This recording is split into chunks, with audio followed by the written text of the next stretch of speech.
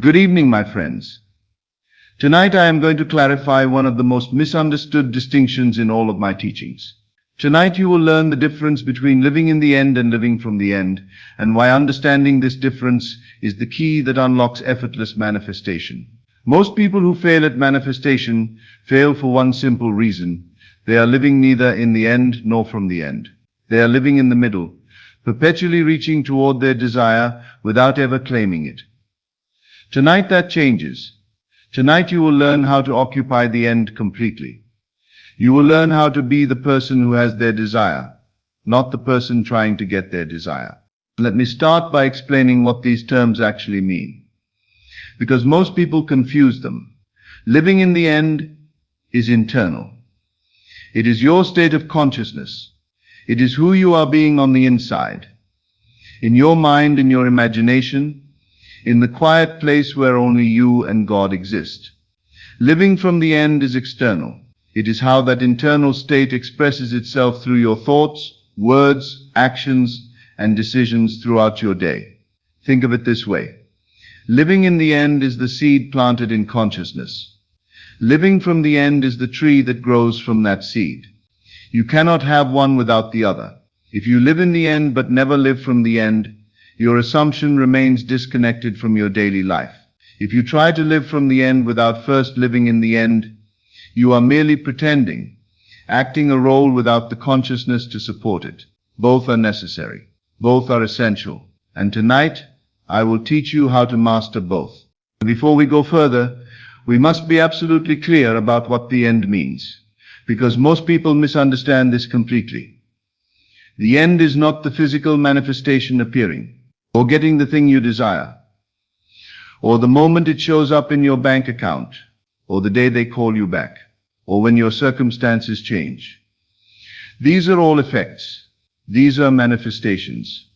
These are shadows. The end is the state of consciousness of already having your desire, the inner knowing that it is yours, the assumption that it is done, the identity of being the person who possesses it. The end is a state, not an event. When I say live in the end, I am not telling you to imagine the future moment when your desire arrives. I am telling you to occupy the state of consciousness of already possessing it right now. This is why so many people struggle. They visualize getting their desire, the moment of receiving it, the excitement of achieving it, the process of obtaining it. But this is not the end. This is the bridge. This is the journey. The end is after you have had it for so long that it is normal, natural, and completely taken for granted. Let me give you an example. Suppose you desire wealth. Most people imagine checking their bank account and seeing money, receiving a promotion, getting a windfall. The moment they become rich. This is not the end. This is still in the middle. This is the process of becoming wealthy. The true end is 6 months after you became wealthy. You no longer think about money. You no longer check your account obsessively. You no longer feel excited about wealth. Why? Because you are wealthy. It is done. It is normal. It is who you are. Can you feel the difference? One is the journey to wealth. The other is the state of wealth. Always go to the state, never to the journey. Now let me teach you how to live in the end. How to occupy this state of consciousness completely. Living in the end means that in your consciousness, in your inner world, in the quiet place where only God sees, you have already received your desire. It is done. It is yours. It is fact. This is not hope. This is not belief. This is not positive thinking. This is assumption. It is accepting something as true now, regardless of current circumstances. When you truly live in the end, several things happen. First, your inner conversations change. Listen carefully to how you talk to yourself about your desire. Do you say, I hope this works out? When will this happen? I'm trying to manifest this. Maybe if I do enough techniques. These are the inner conversations of someone not living in the end. These are the thoughts of someone still reaching, still seeking, still in the middle. When you live in the end, your inner conversations sound like it is done. This is mine. I have this. Thank God this is already accomplished. You are not hoping for it, you are grateful for it, as though it already exists. Because in consciousness it does. Second, you stop seeking confirmation. When you live in the end, you do not need proof. You do not obsessively look at your bank account, hoping to see change. Why? Because you already know. The person who has their desire does not need to confirm they have it. They simply have it. If I asked you right now, do you have hands? You would not need to check. You would not need proof. You would not need to look down and confirm. You simply know you have hands. This is the quality of knowing you must have about your desire when you live in the end. It is settled. It is certain. It is done. Third, current circumstances become irrelevant. When you live in the end, when someone points to your empty bank account and says, "But you're not rich," it does not disturb you. When they point to your relationship status and say, "But you're alone," it does not shake you. When they point to any current circumstance that contradicts your assumption, it rolls off you like water off a duck's back. Why? Because you understand that current circumstances are showing you the old state, the reflection of where your consciousness was. You are no longer there. You have moved to a new state. The mirror has not caught up yet, but you are not fooled by the old reflection. Think of it this way. If you smile at a mirror, but the mirror takes 5 seconds to show your smile, would you stop smiling just because the mirror still shows your frown? No. You would know the mirror is simply delayed. You would wait patiently, holding your smile, knowing the reflection must eventually match. This is how you relate to circumstances when you live in the end. They are the delayed mirror. You are not fooled by them. Fourth, you experience naturalness. This is perhaps the most important sign. When you truly live in the end, your desire feels natural. Not exciting, not impossible, not too good to be true. Natural, normal, ordinary. How do you feel about things you already have? Your name, your home, your own body. Do you feel excited about them every day? Do you think about them constantly? Do you affirm that they are yours? No, they are simply yours. They are so naturally yours that you take them for granted. This is the feeling you cultivate for your desire when you live in the end. It is so naturally yours, so completely assumed, that it would seem strange if it were otherwise. When you catch yourself getting excited about your desire, when you catch yourself hoping for it or yearning for it, this is a sign you have fallen out of the end. Excitement means it is still special, still separate from you, still something you are getting rather than something you have. Return to naturalness. Return to the simple knowing that it is yours. Now, once you have established this internal state, once you are truly living in the end in consciousness, that state must express itself in your daily life. This is living from the end. Living from the end means that your decisions, your words, your thoughts, your actions all flow naturally from the state you occupy in consciousness. You are not pretending. You are not forcing. You are not acting as if. You are simply being yourself. And yourself is now the person who has their desire. Let me show you what this looks like in practice. Your thoughts naturally conform to the end. When you live from the end, you do not have to consciously monitor every thought. Your natural thought patterns automatically reflect your assumption. If you have assumed you are wealthy, and you are living from that state, you naturally think thoughts like, "I can afford that, money flows easily to me. I'm so grateful for my abundance." You do not think these thoughts because you are forcing yourself to, you think them because that is who you are. The wealthy version of you naturally thinks wealthy thoughts. If you have assumed you are loved, and you are living from that state, you naturally think thoughts like, "I am desired. I am cherished. My partner adores me." Again, not forced, not manufactured. Natural because you are loved in consciousness, so you naturally think from that state. The next thing is that your decisions automatically align with the end. This is powerful. When you live from the end, you make decisions the way the person who has their desire would make decisions. A woman wants to manifest a loving relationship. She is living in the end. In her consciousness, she is already in a committed, loving partnership. Now, throughout her day, opportunities arise. A friend invites her to a singles event. She declines naturally, effortlessly, because she is not single. She is already in a relationship in consciousness. The person in a relationship does not go to singles events seeking a partner. Is she forcing herself to decline? Is she pretending? No, she is simply making the decision that naturally flows from her state. Or suppose a man has assumed he is successful in his career. He is living from that state. When someone asks him about his work, he does not complain. He does not speak about his job with resentment or frustration. He speaks about it the way a successful person would, with confidence, with pride, with the natural self-assurance of someone who knows their value. He is not acting. He is that person. Here is something profound. When you truly live from the end, right action flows naturally. You do not have to figure out what to do. You do not have to force yourself to take steps.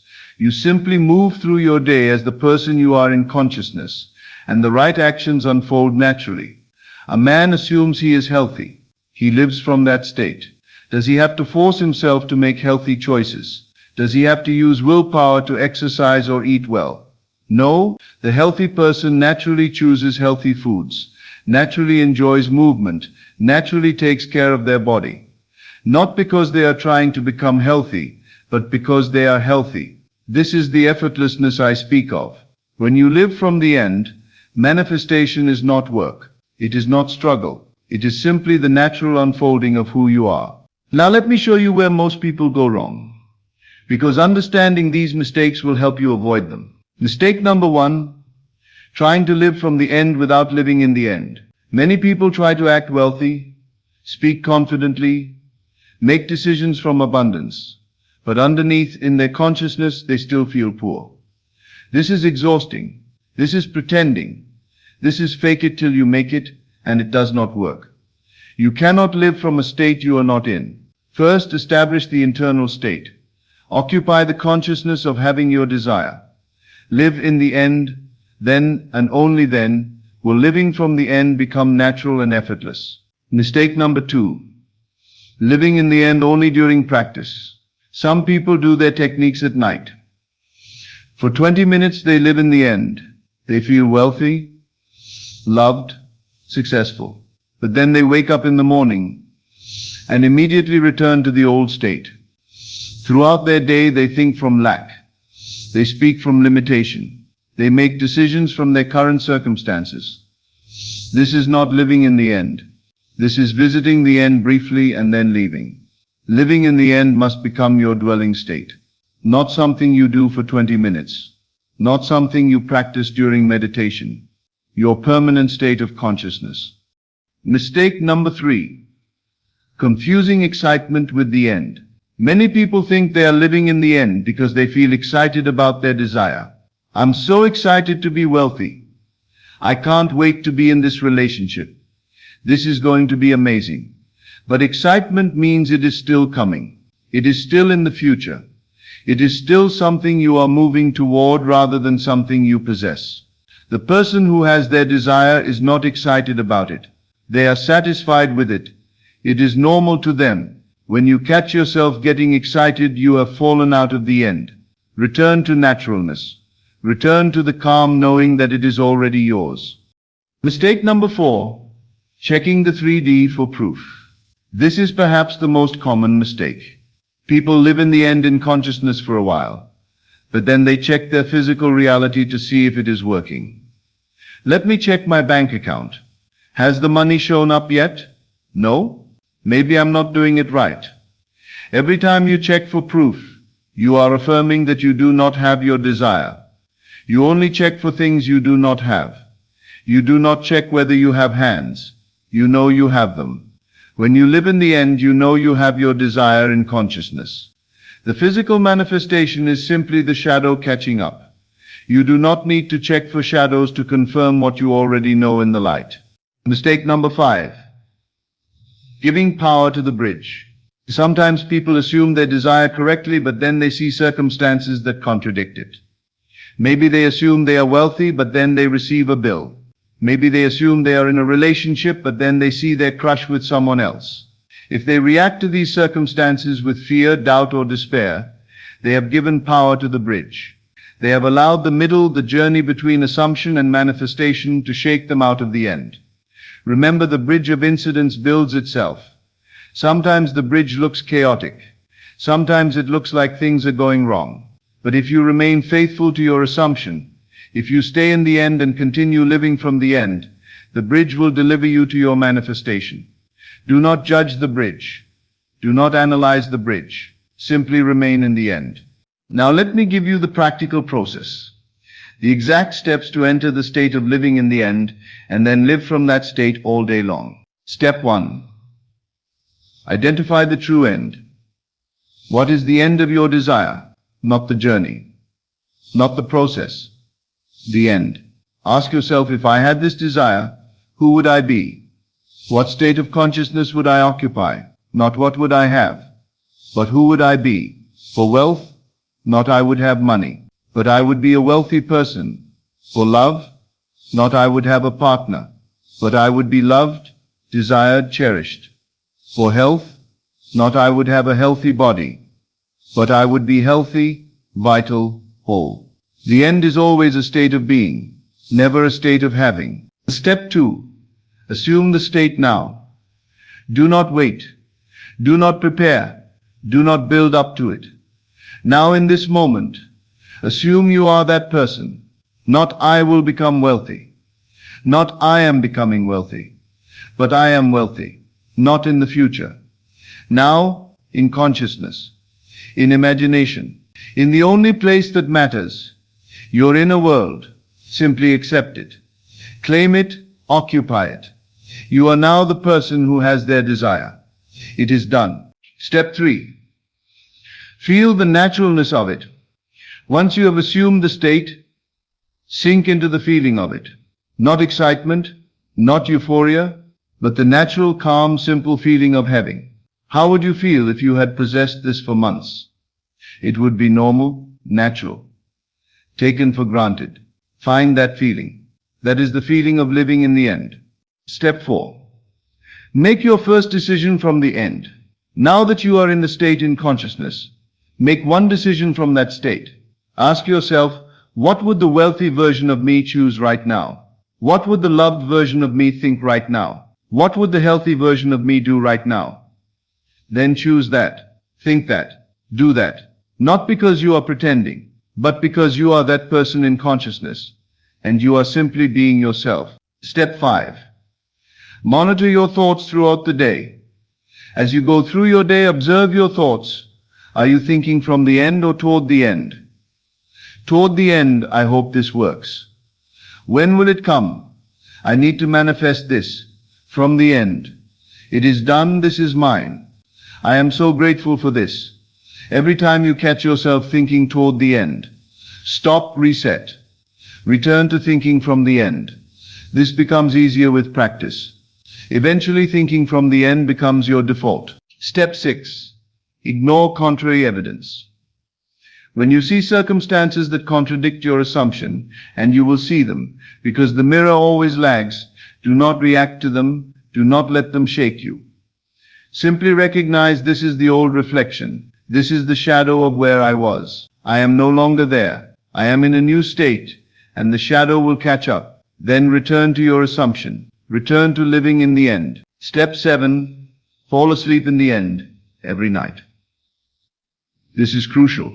The state you fall asleep in impresses the subconscious most deeply. Every night before you drift off to sleep, return to the state of the wish fulfilled. Feel yourself to be the person who has their desire. Let that be the last conscious thought before sleep takes you. Your subconscious works all night from that assumption, building the bridge, arranging circumstances, creating your new reality. Step 8. Wake up in the end every morning. The moment you wake, before you get out of bed, before you check the news, before you think about your day, return to the state. Assume your desire is fulfilled. Feel it, know it, be it. This sets the tone for your entire day. You begin in the end, and you live from that end throughout the day. Let me tell you about a man who truly understood this principle. He desired to own a home, a specific home in a specific location. But his finances were not where they needed to be. His circumstances said it was impossible. Most people in this situation would have visualized getting the home. They would have imagined the day they signed the papers, the excitement of moving in, the joy of ownership. But this man understood. He did not visualize getting the home. He assumed he already owned it. Every night he fell asleep imagining himself in the home, not moving into it, not buying it, but living in it as though he had owned it for 6 months. He imagined sitting in his favorite chair, looking out his favorite window, feeling the deep satisfaction of being home. This was living in the end. And during his days he lived from that state. When friends asked where he lived, he described the neighborhood, not with longing, but with the familiarity of someone who lived there. When he made decisions about furniture or decor, he thought about what would fit in his home, not someday but now. Was he lying? Was he pretending? No. In consciousness, in the only reality that matters, he did live there. He occupied that state completely. And here is what happened. Within 3 months, a series of seemingly unrelated events unfolded.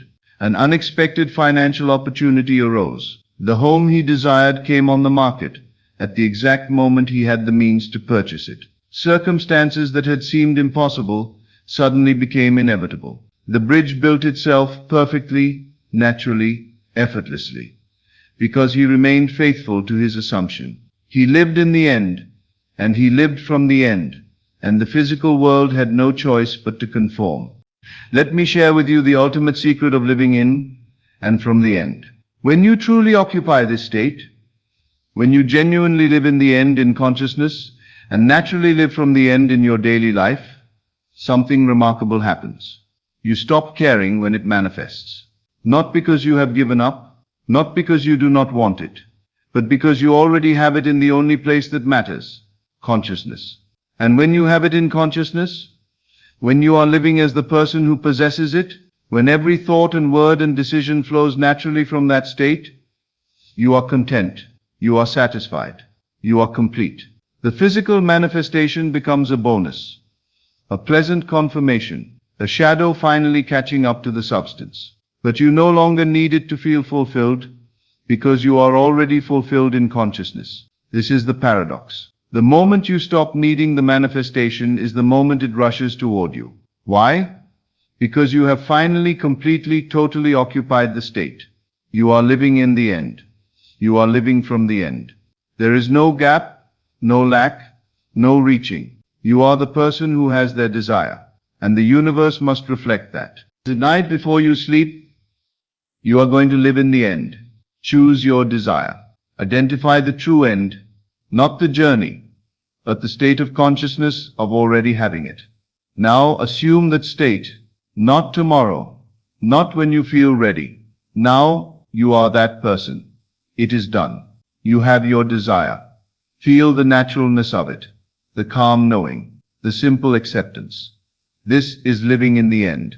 Tomorrow when you wake, return immediately to that state, and throughout your day live from it. Think from it. Speak from it. Choose from it. When you catch yourself falling out of the state, and you will especially at first simply reset. No judgment. No frustration. Just return to the end. Do this consistently. Morning and evening establish yourself in the end. Throughout the day live from the end. And watch as your consciousness, which is the only reality, impresses itself upon the physical world. Watch as circumstances shift. Watch as the bridge builds itself. Watch as the shadow finally catches up to the light. Here is the final truth. Living in the end is the state. Living from the end is the expression of that state. Master both, and manifestation becomes effortless. Not because you are trying less, but because you are more. You are not the person seeking their desire. You are the person who has their desire. And when you truly become that person, when you occupy that state completely, when you live from it naturally, the physical world must conform. This is law. This is truth. This is how consciousness creates reality. Live in the end. Live from the end. and watch your world transform to match the person you have become. Thank you, and good evening. As always, thank you for joining me on this journey into the depths of consciousness. Remember, you are not here by accident. You are here because your soul is ready for this truth. Take these teachings and let them transform not just your mind, but your entire reality. Until we meet again in consciousness, keep assuming your greatness and living from the end of your desires. This is Best of Lectures, and I'll see you in the next video. Good evening, my friends. Tonight I am going to teach you one of the most powerful techniques I have ever discovered. A technique so simple that a child could understand it, yet so profound that it can literally collapse time and bring your desires to you almost instantly. Tonight you will learn how to teleport to your future, and then think from that future as though it were your past. You will learn how to remember your desires as already accomplished, to recall your wishes as already fulfilled, to look back on your dreams as events that have already happened. This is not visualization. This is not imagination in the way most people practice it. This is something far more powerful. This is memory creation. And when you learn to create memories of events that have not yet happened in time, you collapse the gap between desire and manifestation. Are you ready to teleport to your future? Then let us begin.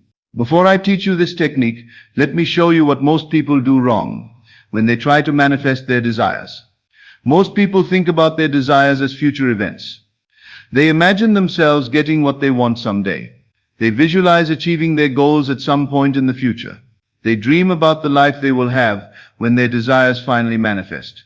When I get the money, I will be happy. When I find love, my life will be complete. When I get the job, everything will change. Do you see the problem? Every time you think about your desire as something that will happen in the future, you are pushing it away from you. You are keeping it perpetually ahead of you.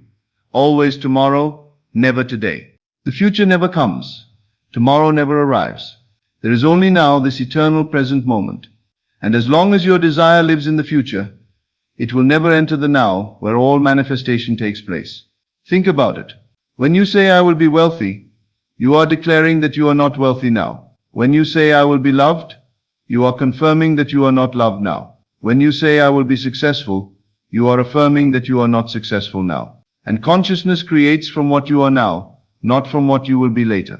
If you are in the state of not having, consciousness creates more not having. If you are in the state of waiting, consciousness creates more waiting. This is why people can visualize and affirm for years without results. They are always looking forward to their desires, never claiming them as present reality.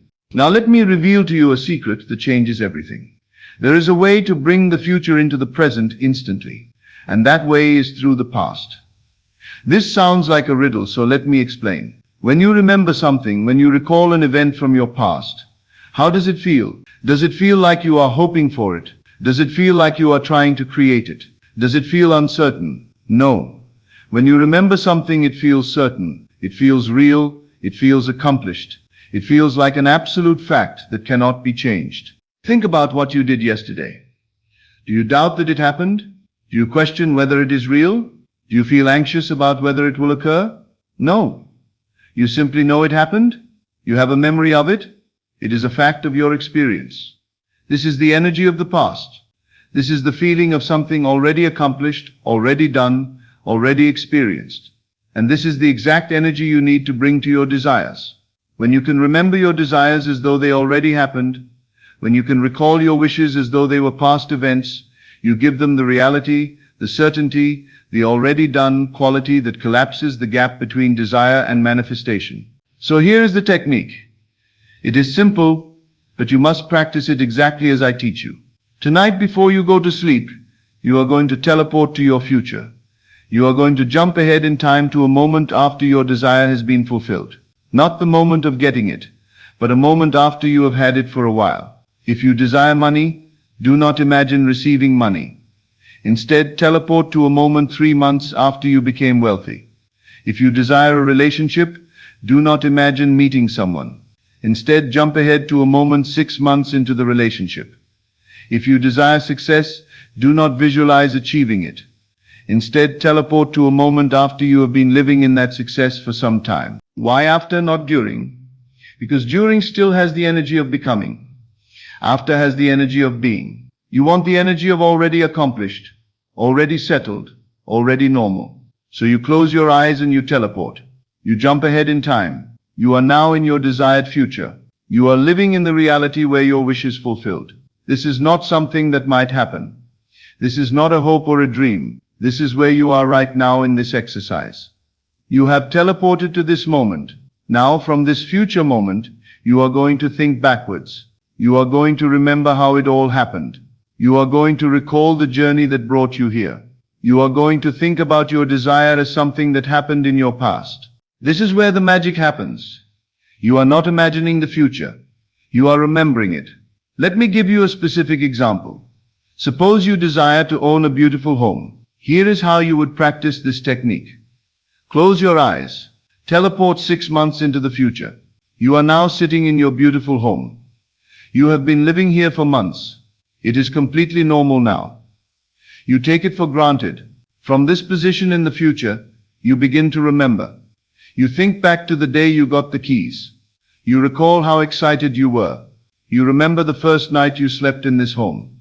You think about how you told your friends the good news. You recall the feeling of relief and joy when everything worked out. Do you see what you are doing? You are creating memories. Not future projections, but actual memories, as though these events already occurred in your past. And here is the crucial part. You are not creating these memories from your present moment looking forward. You are creating them from your future moment looking backward. You have teleported to the future, and from that future position you are remembering the past. This is thinking like it happened yesterday. This is remembering your desire as an accomplished fact. Let me explain why this technique works so much better than ordinary visualization or affirmation. When you visualize something in the future, your mind knows it has not happened yet. There is doubt, there is uncertainty, there is the question of will this really happen? Even if you try to convince yourself, there is always a gap between where you are and where you want to be. But when you remember something, your mind accepts it as fact. Memories feel real. Memories feel certain. Memories feel accomplished. There is no doubt in a memory. By creating memories of your fulfilled desire, by remembering your wish as already accomplished, you give your subconscious mind the signal that it is done. Your subconscious does not know the difference between a memory of something that happened in linear time and a memory you created through imagination. To your subconscious, a memory is a memory, and memories are facts. When you consistently remember your desire as already accomplished, your subconscious accepts this as reality. And when your subconscious accepts something as reality, it begins to reorganize your entire world to match that reality. Opportunities appear. Circumstances shift. People say unexpected things. The bridge of incidents builds itself naturally and effortlessly because your subconscious is working from the assumption that it is already done.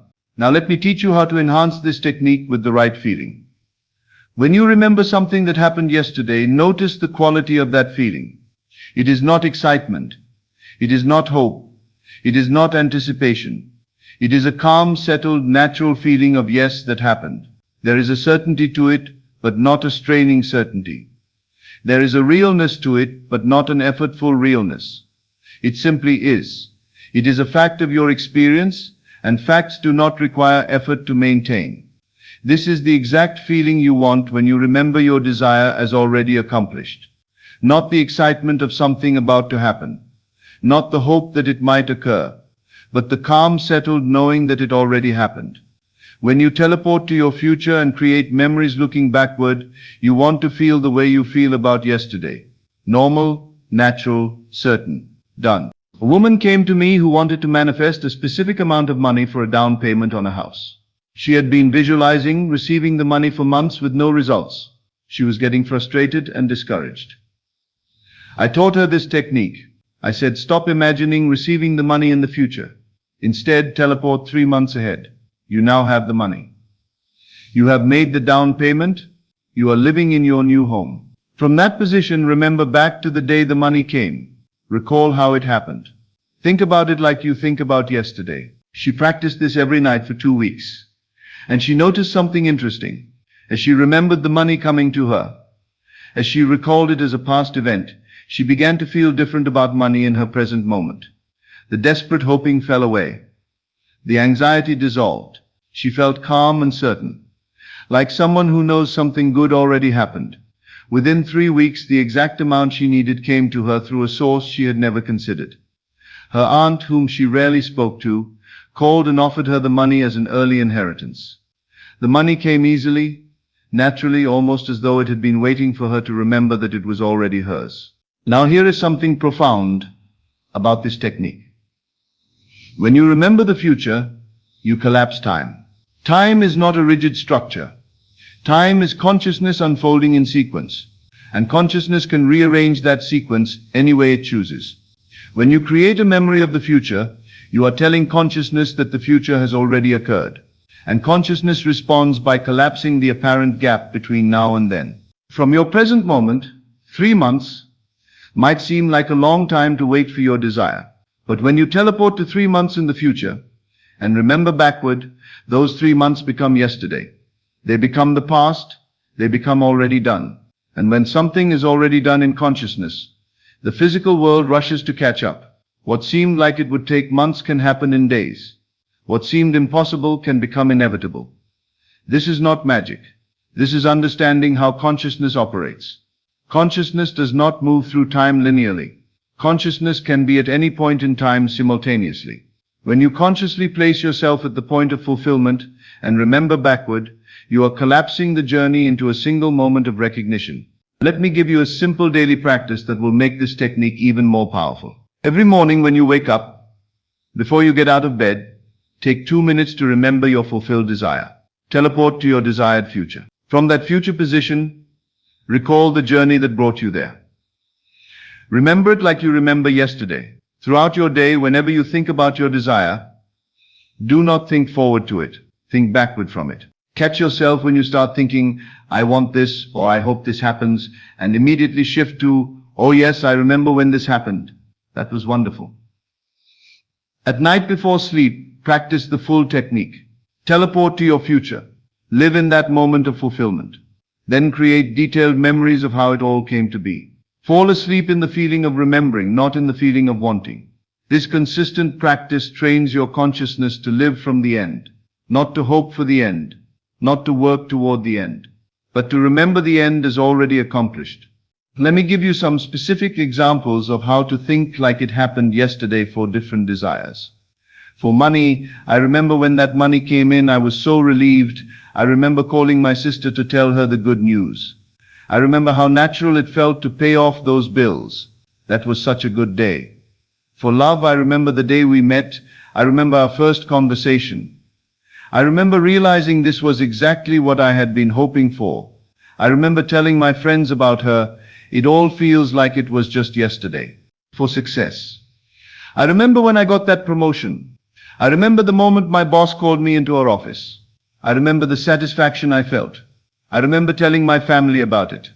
It's still hard to believe it was 6 months ago already.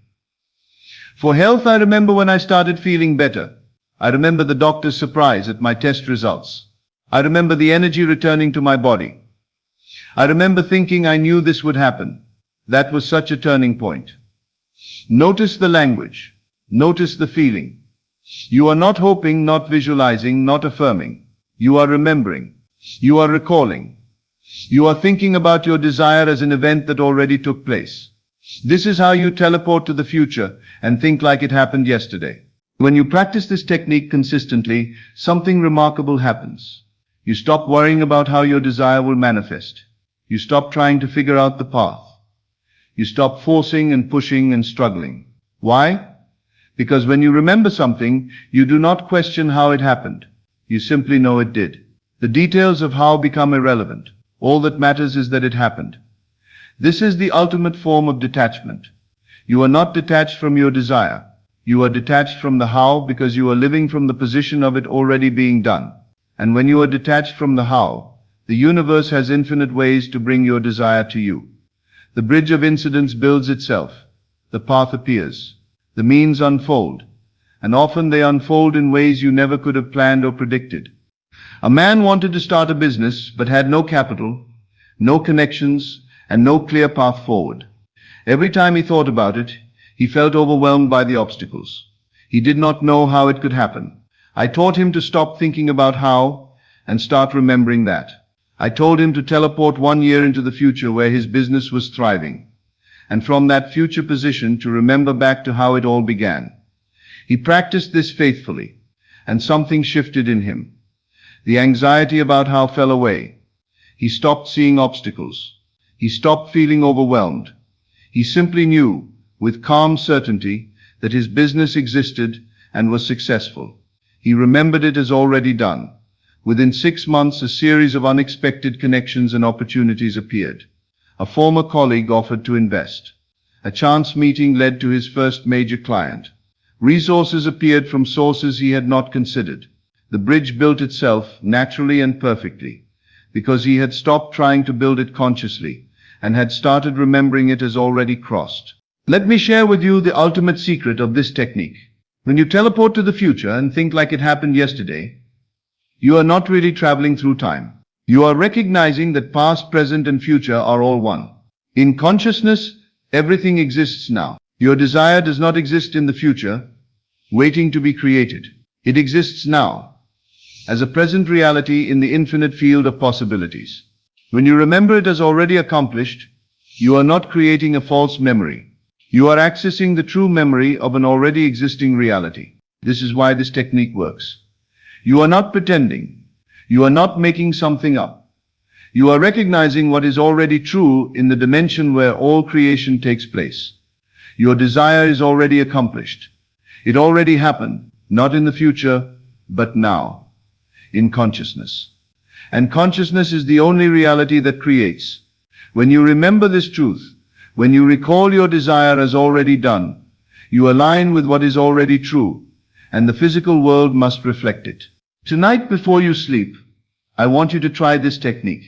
Choose one desire, just one. Close your eyes and teleport to a moment in your future where this desire is already fulfilled. Jump ahead 3 months, 6 months, a year, whatever feels right. Now from that future moment, remember backward, recall how it happened. Remember the day your wish was fulfilled. Remember how you felt. Remember what you did. Remember what you thought. Create the memory as clearly as you would recall yesterday. Fall asleep in that memory. Let the feeling of it already happened be the last thing you experience before sleep. Do this every night. And throughout your day, when you think of your desire, do not think forward to it. Think backward from it. Remember it. Recall it. Think like it happened yesterday. This is the technique. This is how you teleport to the future and collapse time. This is how you bring your desires from tomorrow into today. Teleport to your future. Think like it happened yesterday. And watch as the physical world rushes to catch up with the memory you have created in consciousness. Thank you, and good evening. As always, thank you for joining me on this journey into the depths of consciousness. Remember, you are not here by accident. You are here because your soul is ready for this truth. Take these teachings and let them transform not just your mind, but your entire reality. Until we meet again in consciousness, keep assuming your greatness and living from the end of your desires. This is Best of Lectures, and I'll see you in the next video. My friends, what I am about to share with you tonight will fundamentally alter your understanding of consciousness itself. And more importantly, it will reveal to you the most profound secret that has been hiding in plain sight within the pages of Scripture for nearly 2,000 years. A secret so powerful that once you grasp its true meaning, you will never again wonder whether your desires can become reality. For you will know with absolute certainty that they already are reality in the realm of imagination, waiting only for your recognition and acceptance to manifest in what we call the physical world. Tonight, we are going to explore what the ancients called the mind of Christ, but not as theologians have interpreted it, not as moralists have reduced it to mere ethical behavior, but as the mystics have always known it to be, a state of consciousness so elevated, so aligned with the fundamental creative principle of existence, that it serves as a literal portal between the world of imagination, where all things exist in their perfect state, and this world of shadows and reflections, where we experience the outpicturing of our inner convictions. But before we dive into the depths of this mystery, Let me tell you something that will shake you to your very core. Every single person who has ever walked this earth and accomplished anything truly extraordinary, every individual who has ever transcended their circumstances and created miracles in their life, has discovered and applied these very principles, whether they called them by the name of Christ consciousness or universal mind, or the creative power of assumption. For there is only one power, one presence, one law operating in all creation, and that is consciousness itself. Your consciousness, individualized and personalized, as your own wonderful human imagination. Now, what I am about to share with you may surprise those who have been taught to think of Christianity as separate from or opposed to other spiritual traditions. The truth is that every great mystical system that has ever existed on this earth has taught the same fundamental principle, that consciousness is the creative power of the universe, that man is made in the image and likeness of this creative principle, and that through the proper use of imagination and assumption, any individual can transform their life and circumstances in ways that would appear miraculous to those who do not understand the law. The ancient Egyptians spoke of the neter, the divine principle within man, that could reshape reality through focused intention and visualization, and their mystery schools taught initiates how to identify with this divine essence, rather than with their physical form or circumstances, how to live from the consciousness of the God within, rather than from the consciousness of the mortal without. The Hindu tradition teaches that Atman, the individual soul, and Brahman, the universal consciousness, are one and the same, and that the recognition of this unity dissolves all sense of separation and limitation, revealing the individual as nothing less than the creative power of the universe, temporarily forgetting its true nature, but always capable of remembering and reclaiming its divine inheritance. The Buddhist understanding of the void or emptiness points to the same truth, that what we call solid reality is actually the projection of consciousness, that all phenomena arise from and return to the fundamental creative principle that the Buddhists call Buddha nature, which is not different from what Christians call the Christ within, or what mystics of all traditions recognize as the divine spark of creative imagination that dwells at the heart of every human being. But here is what makes the Christian revelation so uniquely powerful and practical. Jesus did not merely teach these principles philosophically or metaphysically. He demonstrated them physically and historically. He showed us exactly what happens when a human being fully realizes and embodies their divine nature. When someone completely identifies with the creative principle rather than with appearances. When consciousness operates without the interference of doubt, fear, or limitation. Now you might ask yourself, how can this be? How can consciousness alone be responsible for the world I see around me? And this is where modern science begins to catch up with ancient wisdom. For quantum physics has revealed to us that matter, at its most fundamental level, is not solid substance, but rather organized energy, patterns of possibility that collapse into specific realities only when observed by consciousness itself. The double-slit experiment, conducted countless times in laboratories around the world, demonstrates beyond any shadow of doubt that the very act of conscious observation determines whether energy manifests as particles or waves, whether potentiality becomes actuality, whether the quantum field of infinite possibilities crystallizes into specific, measurable phenomena. And this is not theory or speculation. This is repeatable, verifiable scientific fact.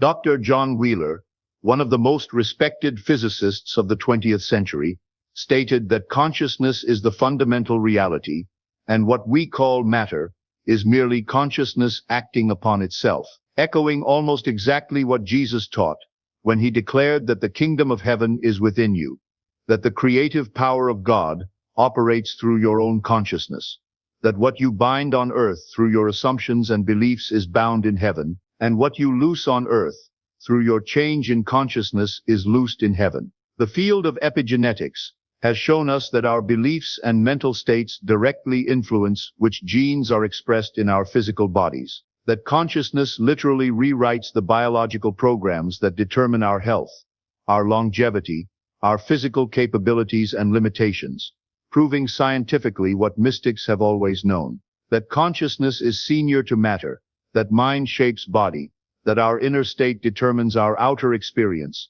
in ways that are measurable, predictable, and completely within our conscious control. What Jesus understood, what every mystic who has ever walked this earth has discovered, is that consciousness does not emerge from matter. Rather, matter emerges from consciousness, and the quality of consciousness, the specific state or feeling tone of awareness that we habitually maintain, determines the nature of the world that unfolds around us. But now let me tell you something that will change everything for you.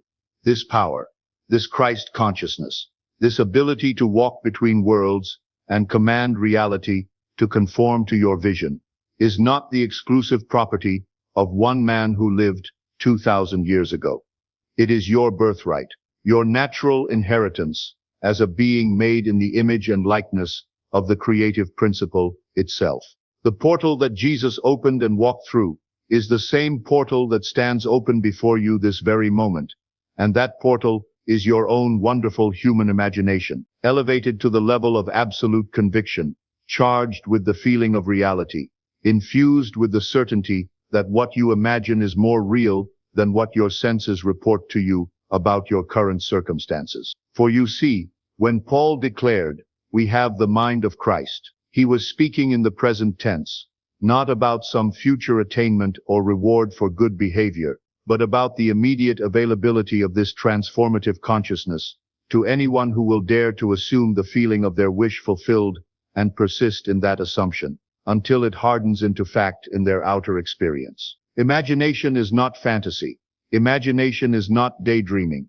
Imagination is not escape from reality. Imagination is the very mechanism through which reality is created, the divine faculty through which consciousness projects itself into form and experience, the bridge between the invisible world of pure potentiality and the visible world of manifested actuality. When you imagine yourself already in possession of what you desire, when you feel the reality of your wish fulfilled, when you assume the state of consciousness that corresponds to your dream already realized, you are not pretending or make-believing, you are actually occupying that state in the only realm where it can be occupied before it manifests physically. You are claiming your desire in the world of causes, so that it must inevitably appear in the world of effects. This is why Jesus taught his disciples to pray, believing that they had already received what they asked for, why he instructed them to thank God before the miracle occurred rather than after, why he consistently demonstrated the principle of living from the end rather than living from the beginning. Because he understood that consciousness creates by assumption, that what you assume to be true about yourself and your world must become true in your experience. Because consciousness has no choice but to express itself, to outpicture itself, to create conditions and circumstances that match its inner conviction and expectation. And here is something that will revolutionize your understanding of what faith really means. Faith is not believing despite the evidence. Faith is not hoping that God will eventually answer your prayers if you ask sincerely enough or wait patiently enough. Faith is the actual feeling of your wish fulfilled. It is consciousness occupying the state that corresponds to your desire already realized, already accomplished, already yours in the world of imagination, where all things exist in their perfect and completed form. When the woman with the issue of blood touched the hem of Jesus' garment and was instantly healed, Jesus perceived that power had gone out from him because he was operating from a consciousness so thoroughly identified with wholeness, with perfection, with the unlimited creative power of God, that anyone who came into resonance with that frequency, anyone who matched that vibration of absolute conviction, immediately experienced the manifestation of their own healing assumption. This is not mysterious. This is not supernatural in the sense of being beyond natural law. This is the most natural thing in the world when you understand that consciousness is the substance of all that exists, and that like attracts like, that consciousness resonates with consciousness, that the feeling you maintain about yourself and your world creates an attractive field that draws to you the circumstances and experiences that match your inner state. But here is where most people fail to understand the true nature of faith. They think faith requires the absence of doubt. They believe they must maintain perfect mental control and never allow a negative thought to enter their minds. They exhaust themselves trying to force positive thinking and then wonder why their demonstrations are inconsistent or why their desired manifestations seem to take so long to appear. The truth is that faith is not the absence of doubt, but the persistence of assumption. Despite the presence of doubt, faith is not perfect mental control, but the consistent return to your desired state. Whenever you become aware that you have wandered from it, faith is not forcing positive thoughts, but gently and persistently occupying the feeling of your wish fulfilled, until that feeling becomes more familiar, more natural, more real to you than your current circumstances. Jesus himself experienced doubt and fear. In the Garden of Gethsemane, he prayed, "Father, if it be possible, let this cup pass from me," acknowledging the natural human response to difficult circumstances. But then he immediately returned to his fundamental assumption of divine will and purpose, declaring, "Nevertheless, not my will but thine be done," demonstrating that faith is not the absence of human emotions, but the consistent choice to identify with divine rather than human consciousness, to live from the level of spirit rather than from the level of flesh, to maintain your assumption of good, despite temporary fluctuations in feeling or confidence. Now I want you to understand something profound about the nature of transformation. You cannot change your world by fighting against what you do not want. You cannot create a new reality by struggling against your current circumstances. For struggle itself is a state of consciousness that perpetuates the very conditions you are trying to escape. The art that Jesus mastered, the consciousness that he embodied and demonstrated, was the art of turning away from the evidence of the senses and turning toward the reality of imagination, the art of living from the end rather than living from the beginning, the art of assuming the feeling of your wish fulfilled and maintaining that assumption regardless of what your current circumstances might suggest about the likelihood or possibility of your desire coming to pass. When Jesus raised Lazarus from the dead, he did not plead with God to perform a miracle. He did not hope that perhaps this time his prayer might be answered. No, he thanked God before the resurrection occurred, because he was operating from a level of consciousness that knows only completion, only fulfillment, only the eternal, now where all things exist in their perfect state, waiting only for recognition and acceptance. Consider the profound wisdom in Jesus' words when he declared, "It is finished." He was not referring merely to his physical crucifixion, but to the eternal truth that all creation is already complete in the mind of God, that every possible state, every conceivable condition, every imaginable experience already exists in the realm of pure consciousness, waiting only for individual awareness to claim it, to identify with it, to assume it as true. This is why the mystics of all traditions have taught that the spiritual path is not about becoming something you are not, but about remembering what you have always been, not about earning God's favor or developing supernatural powers, but about awakening to the divine nature that has never been absent from you, that constitutes the very essence of your being, that is the source and substance of your consciousness and the creative power behind all your experiences. The ancient Hermetic axiom, "As above, so below," points to this same truth. What exists in the realm of spirit must manifest in the realm of matter. What is true in consciousness must become true in experience. What is assumed in imagination must appear in manifestation, because there is only one power, one presence, one law, operating at every level of existence, and that is consciousness itself, your consciousness, forever creating your world according to the pattern of your dominant mental states and habitual inner conversations. And this brings us to the most practical and immediately applicable aspect of everything I am sharing with you tonight. You do not need to earn your good. You do not need to deserve your desires. You do not need to prove yourself worthy of the life you want to live. For you are already worthy by virtue of the fact that you can conceive of a better state. You can imagine a more beautiful experience. You can feel the reality of your wish fulfilled. The only thing standing between you and the realization of your every desire is your willingness to assume that you already are what you want to be. that you already have what you want to have, that you already experience what you want to experience, and to persist in that assumption until your outer world reshapes itself to conform to your inner conviction. This is what it means to have the mind of Christ. It means to think from your desire fulfilled, rather than thinking of your desire unfulfilled. It means to speak from the consciousness of having, rather than from the consciousness of wanting. It means to move through your world with the quiet confidence of one who knows that the creative power of the universe is always saying yes to your dominant mental state, always outpicturing your habitual inner conversations, always manifesting the world that corresponds to your level of self-definition and expectation. But let me share with you a secret that will accelerate your progress immeasurably. The speed and ease with which your assumptions manifest in your experience is directly proportional to the naturalness with which you can maintain them. The effortlessness with which you can occupy the state of your wish fulfilled, the simplicity with which you can feel yourself to be what you want to be without strain, without force, without the exhausting effort of trying to convince yourself of something that feels foreign or impossible. This is why Jesus taught, "My yoke is easy and my burden is light."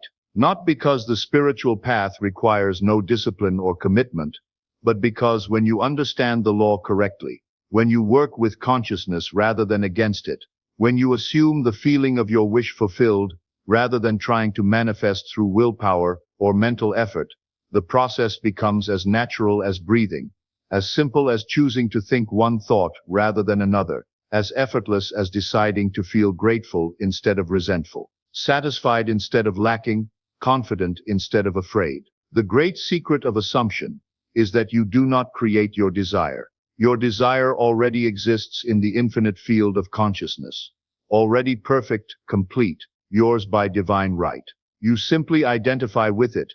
You simply claim it. You simply assume that you are the person who naturally and easily experiences what you want to experience, what you want to have, what you want to be. Now, many people ask me, "Neville, if consciousness is the only reality, if assumption creates facts, if imagination is God in action, then why don't my desires manifest instantly? Why is there often a time lag between my assumption and its manifestation? Why do some things appear quickly while others seem to take much longer?"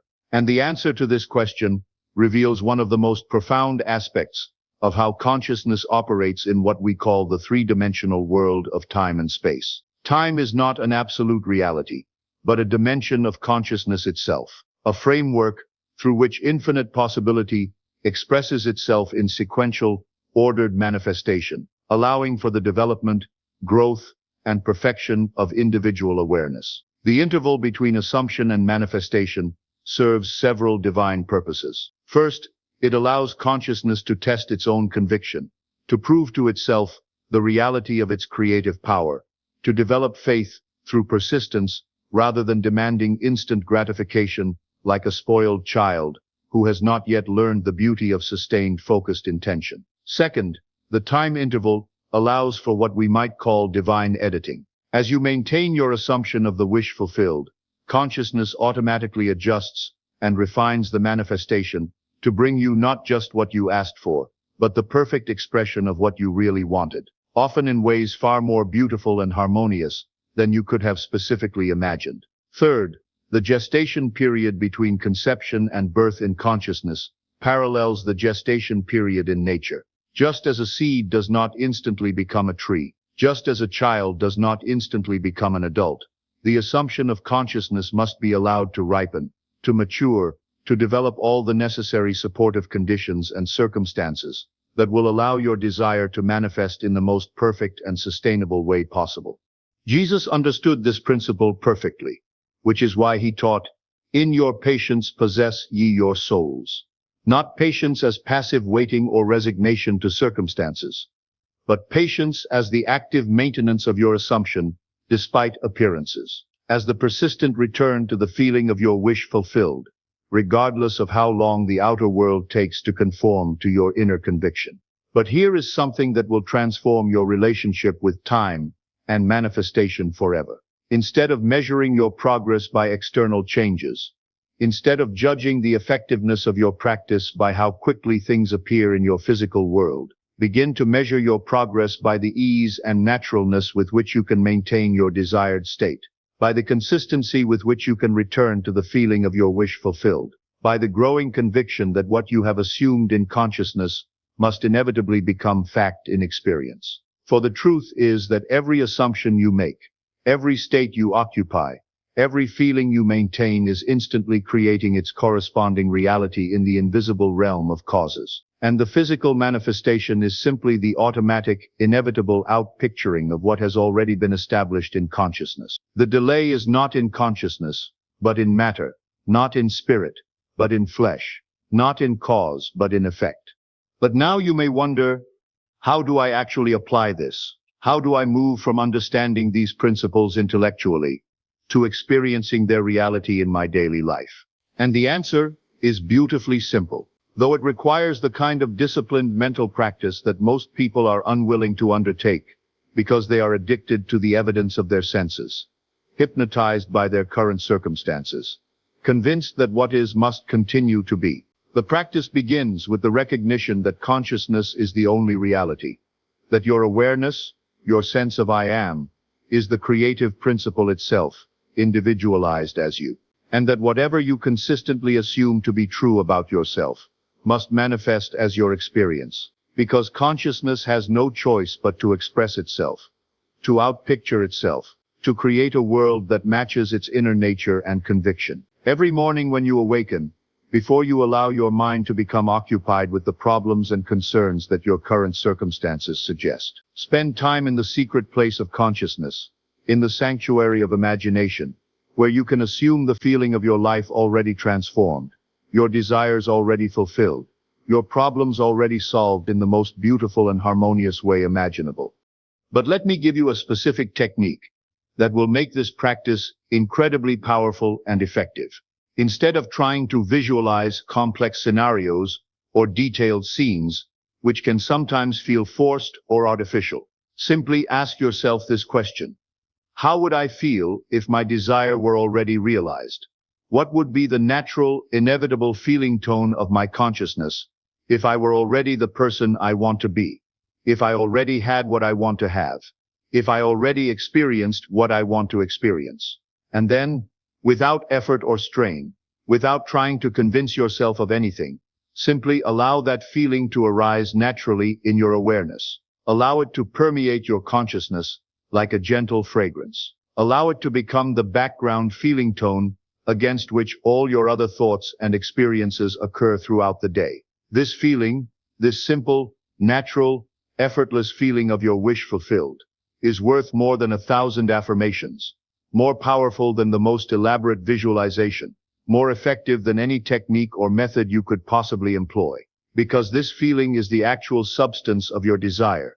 This feeling is consciousness itself, assuming the shape of your fulfilled wish. This feeling is God in action, creating your world according to the pattern of your inner conviction. Feel yourself living from the end. Feel the satisfaction of your wishes realized. Feel the joy of obstacles overcome. Feel the gratitude of prayers answered. And do this not as a technique or method designed to manipulate reality from the outside, but as a recognition of what is already true in the world of imagination, as an acceptance of what is already yours by divine right, as an acknowledgement of what must inevitably manifest, because consciousness always expresses itself as experience. When doubts arise, when circumstances seem to contradict your assumptions, when well-meaning friends and family members try to convince you to be realistic about your limitations and the impossibility of your dreams, remember that Jesus was surrounded by doubters who laughed at him when he declared that the young girl was not dead, but only sleeping. And remember that he asked those doubters to leave the room before he performed the resurrection, because consciousness responds to the dominant vibration in any environment, and faith cannot operate freely in an atmosphere of doubt and disbelief. This is why it becomes so important to choose your mental environment with the same care that you would choose your physical environment, to select your inner conversations with the same discrimination that you would use in choosing your closest friends, to guard your consciousness with the same vigilance that you would guard your most precious possessions. For your consciousness is your most precious possession. Your awareness is the creative principle itself. Your imagination is the very power through which God creates and sustains the universe. But here is a profound secret that will liberate you from the exhausting effort of trying to maintain perfect thoughts or control every mental fluctuation. You do not need to be perfect in your practice. You do not need to maintain your assumption every single moment of every single day, or never have a doubt or fear or negative thought in order for your desires to manifest. What you need to do is this: whenever you become aware that you have strayed from your desired state, whenever you notice that you have returned to old patterns of thinking or feeling, whenever you catch yourself dwelling in the consciousness of lack or limitation or fear, simply and gently return to your assumption. Resume to the feeling of your wish fulfilled. Occupy again the state that corresponds to your desire already realized. This gentle, persistent return to your desired state is what develops the spiritual muscle of assumption. This consistent choice to identify with your fulfilled desire, rather than your present circumstances, is what gradually shifts the center of gravity of your consciousness from the world of effects to the world of causes, from the realm of appearances to the realm of reality, from the consciousness of man to the consciousness of God. This is why it is so important to guard your mental atmosphere with the same vigilance that you would guard your physical health, to choose your inner conversations with the same care that you would choose your closest friends, to select your mental images with the same discrimination that you would use in choosing art for your home. For your consciousness is your home. Your inner world is where you truly live. And the quality of that inner environment determines the nature of everything that manifests in your outer experience. When you truly understand this, when you realize that consciousness is cause and everything else is effect, you will stop looking to the world to change so that you can feel better about yourself and your circumstances. And you will begin the magnificent work of changing your conception of yourself so that the world must change to reflect your new level of awareness and expectation. You will realize that every circumstance in your life, whether you judge it as positive or negative, pleasant or unpleasant, wanted or unwanted, is simply consciousness externalized, the automatic outpicturing of your dominant mental states and habitual assumptions about yourself and your world. And therefore, every circumstance can be changed by changing consciousness. Every condition can be transformed by transforming your inner conversation, and every situation can be healed by healing your self-concept.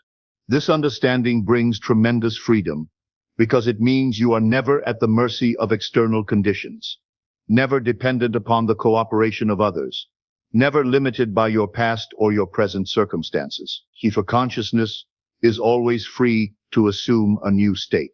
Awareness is always capable of identifying with a higher possibility, and imagination is always able to conceive of and feel the reality of a more beautiful experience. But with this freedom comes tremendous responsibility. For once you understand that consciousness is the creative power behind all your experiences, you can no longer blame others for your difficulties. You can no longer make excuses for your failures. You can no longer claim to be a victim of circumstances beyond your control, because you will know that you are the author of your own experience, the creator of your own reality, the God of your own world, through the Christ consciousness that operates as your own divine imagination. This is both humbling and empowering. Humbling because it means taking full responsibility for everything in your life, acknowledging that every condition you experience is the result of some assumption you have made about yourself or your world. Accepting that your outer experience is always a perfect mirror of your inner state, whether you are conscious of that state or not. But it is also infinitely empowering, because it means that no matter what your current circumstances may be, how difficult or challenging or seemingly impossible your situation may appear, you always have the power to change it by changing consciousness. You always have the ability to transform it by transforming your assumption, to heal it by healing your self-concept and assuming a new and better state. You will realize that every desire that has ever stirred your heart, every dream that has ever captured your imagination, every vision of a better life that has ever inspired you to reach beyond your current circumstances, is not a random occurrence or wishful thinking, but is actually the movement of the divine creative principle within you, calling you to expansion, calling you to growth, calling you to the full realization of your infinite potential as a being made in the image and likeness of consciousness itself. And you will understand that the resurrection that Jesus demonstrated is not something that happens after death, but something that can happen every moment of every day as you die to old concepts of limitation and lack and are reborn into new states of abundance and fulfillment. As you crucify the false beliefs that have kept you bound and rise into the glorious recognition of your true identity as the operant power of consciousness in your world. For death, in the mystical sense, is simply the abandonment of an old state of consciousness, and resurrection is the assumption of a new and higher state. And this process of dying and being reborn can happen as often as you choose to let go of what you have been and assume what you want to become. As frequently as you decide to release identification with your limitations and identify instead with your possibilities. As regularly as you choose to stop being the person who lacks what they want and start being the person who naturally and easily has what they desire. This is the true meaning of being born again, not a one-time religious conversion or emotional experience, but the continuous process of emerging from lower states of consciousness into higher states, of evolving from limited self-concepts into unlimited self-realization, of growing from the human consciousness that sees itself as separate from God into the Christ consciousness that knows itself to be one with the divine creative principle. Every time you assume a better state, every time you identify with a higher possibility, every time you choose to feel grateful instead of resentful, abundant instead of lacking, confident instead of afraid, you are experiencing a resurrection. You are demonstrating the power of consciousness to rise above circumstances. You are proving that spirit is senior to matter, that mind is more powerful than conditions, that assumption creates facts regardless of what the facts appear to be. Let me leave you with one final thought that will seal everything I have shared with you tonight, deep into your consciousness. The greatest miracle is not the transformation of your outer circumstances, though that will surely follow as night follows day, when you understand and apply these principles.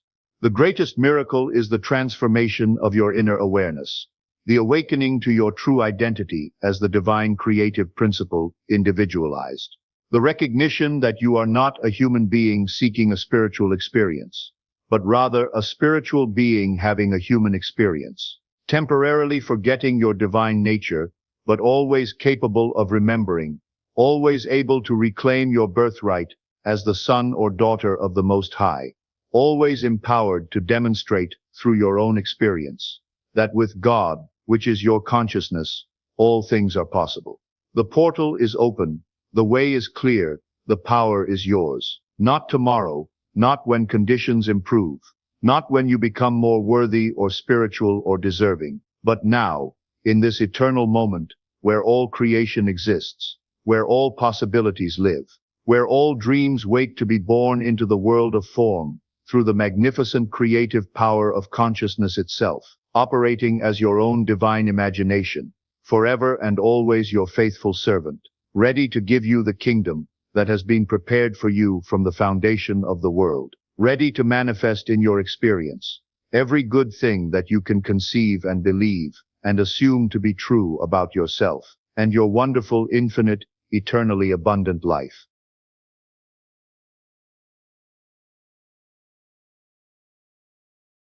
I'm going to tell you something that will make you angry at first, then grateful forever. Every financial struggle you've ever faced wasn't because you weren't smart enough, didn't work hard enough, or weren't lucky enough. It was because nobody taught you the one thing that separates the wealthy from everyone else. And it's not what you think. Stay with me for the next few minutes, because once you understand this invisible force, your relationship with money will never be the same. I spent years wondering why some people seem to effortlessly attract wealth, while others grind themselves into the ground and barely survive. Then I discovered something that changed everything. The wealthy have a secret that sounds almost too simple to believe. They don't chase money. They become money magnets. They understand that wealth isn't something you hunt down. It's something you call in. Think about it. Have you ever noticed how desperate energy repels what you want most? The harder you chase a relationship, the faster they run. The more you need approval, the less respect you get. Money works exactly the same way. I used to wake up every morning calculating bills, stressing about payments, wondering how I'd make it through another month. And the universe kept giving me exactly what I was broadcasting. More reasons to worry about money. But then I learned something that flipped everything.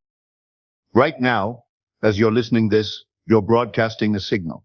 Not through your phone or computer, but through your own energy field. And that signal is either attracting or repelling wealth every single second. Most people are unknowingly transmitting poverty frequencies all day long. They worry about bills, stress about the future, feel guilty about wanting more, and then wonder why money feels so hard to come by. Here's what nobody tells you about your energy field. You are literally a walking radio station, broadcasting your deepest beliefs about money 24/7. And the universe? It's listening to every single transmission. When your internal radio plays songs like "I can't afford this," or "money is hard to come by," or "I'm not good with money," guess what kind of experiences get sent your way? But what if you could change the station? Everything in existence vibrates at a specific frequency. Your thoughts, your emotions, your beliefs, they all carry energetic signatures. And wealth has its own unique frequency. The people who seem to effortlessly attract money, they've learned to match wealth's frequency. They've tuned their internal radio to the abundance station. I remember the first time I truly felt this shift. I was walking down the street, and instead of my usual money anxiety, I felt this calm certainty that everything was working out. Within 48 hours, I received an unexpected check and 2 new opportunities. Coincidence? Not even close. This is where it gets really interesting. Your heart generates an electromagnetic field 5,000 times stronger than your brain. That means your feelings about money are creating a magnetic pull far more powerful than your thoughts about money. You can think positive thoughts all day, but if your heart is broadcasting fear, scarcity, or unworthiness, that's the signal the universe receives. I discovered something profound. Your assumptions, not your actions, create your reality. Most people assume they have to work harder to earn more. They assume money is scarce. They assume wealthy people are different from them. But what if you assumed something completely different? What if you assumed money flows easily to you? What if you assumed you're naturally magnetic to opportunities? What if you assumed wealth is your birthright? I started a simple experiment. Instead of assuming I had to struggle for money, I assumed money sought me out. I walked into meetings, assuming I was valuable. I checked my bank account, assuming good news. The results were immediate and undeniable. Here's the part that will blow your mind. Your subconscious mind doesn't know the difference between what you're assuming and what's actually happening. So when you consistently assume wealth, your subconscious starts creating circumstances that match that assumption. Most people try to think their way to wealth, but thinking is just the surface level. The real magic happens when you feel your way to wealth. Here's a technique that completely rewired my relationship with money. Every morning, before checking your phone or getting out of bed, spend 5 minutes feeling what it's like to already have the wealth you desire, not visualizing it, feeling it. Feel the relief of never worrying about bills. Feel the excitement of unlimited choices. Feel the peace of financial security. Feel the joy of being generous without thinking twice. Let these feelings saturate your entire being. Let them become familiar. Let them become your new normal. Because here's what happens when you do this consistently. Your subconscious mind starts to believe this is your reality. Your energy field shifts. Your actions change. Your opportunities multiply. Not because you're pretending, but because you've literally rewired your magnetic frequency.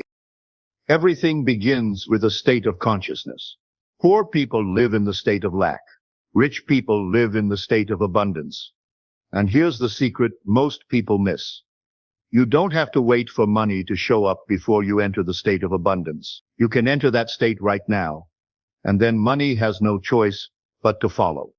How do you enter this state? Through a technique I call living from the end.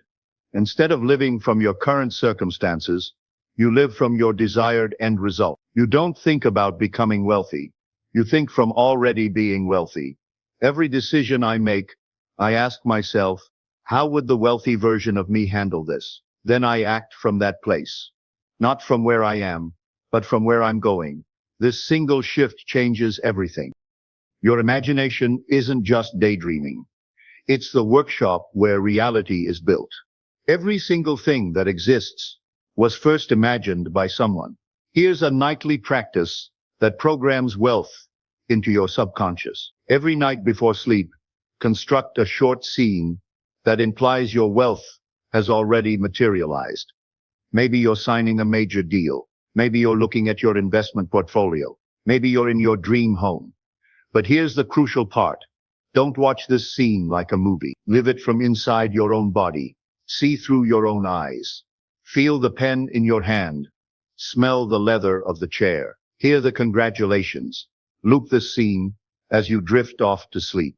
Your subconscious will take this imagined experience and start working to make it physical reality. Students who practice this consistently report unexpected money appearing, new opportunities manifesting, business deals closing faster than ever before.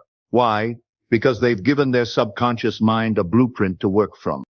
Money doesn't respond to hope. It doesn't answer to maybe. It doesn't flow toward uncertainty. Money responds to one frequency only: absolute confidence. Not fake it till you make it confidence, not surface level bravado, deep cellular certainty that wealth is inevitable for you. I noticed that every time I desperately needed money, it never showed up. But every time I felt calm confidence that it would appear, it did. Money was responding to my internal state, not my external circumstances. Here's how to build this unshakable confidence. Every morning, stand in front of a mirror and declare your wealth identity out loud. Not affirmations you don't believe, but identity statements that feel true. I am someone money flows to easily. I am a natural at creating wealth. I am respected and well compensated for my value. Say it until your reflection starts nodding back. Most people treat money like a scarce resource. The wealthy treat it like energy in motion. Energy that flows grows. Energy that stagnates dies. If you're hoarding every penny out of fear, you're sending a scarcity signal to the universe. Start moving small amounts of money daily. Buy someone coffee. Tip generously. Make a small investment. The amount doesn't matter. The energy of circulation does. I started carrying cash just to feel it, touch it, and spend it intentionally. Money stopped feeling foreign and started feeling familiar. This simple shift changed my entire relationship with abundance. But here's where most people sabotage themselves. Your energy field is constantly being influenced by the people around you. Broke-minded people don't just think poor thoughts. They broadcast poor frequencies that contaminate everyone in their vicinity. I had to learn this lesson the hard way. I was doing all the right practices, feeling abundant, assuming wealth, and then I'd spend time with certain people and feel completely drained. Their complaints about money, their fear-based advice, their scarcity mindset was literally reprogramming my frequency. The moment I started protecting my energy field like a precious resource, money started flowing faster than ever before. Ask yourself honestly, who in your life makes you feel more abundant when you're around them? Who makes you feel more worried about money? Your wealth acceleration depends on surrounding yourself with the first group and limiting exposure to the second.